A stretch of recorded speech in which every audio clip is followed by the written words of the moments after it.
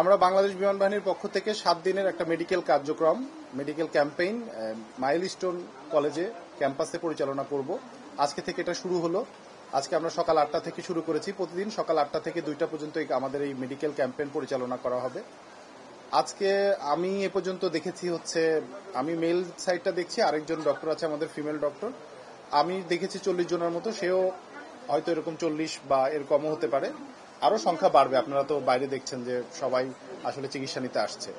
পেশেন্টের মধ্যে যেগুলো আছে, কয়েকজন আছে বার্নের পেশেন্ট, স্কুল চিলড্রেন যারা হচ্ছে ওই ঘটনার সময় ছিল।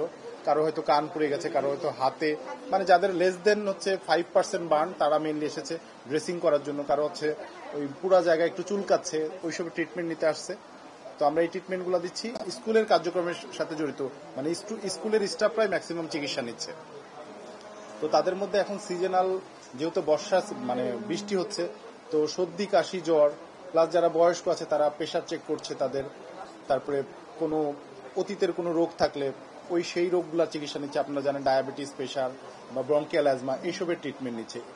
আর কিছু আছে যে যারা ওই ঘটনাটা প্রত্যক্ষভাবে দেখেছিল, তাদের মধ্যে আপনারা জানেন যে এরকম একটা ঘটনা ঘটলে অনেক সময় মানসিক সমস্যা সৃষ্টি হয়। তাদের রাতে ঘুম হচ্ছে না, তারা আমাদের কাছে কাউন্সিলিং নিচ্ছে।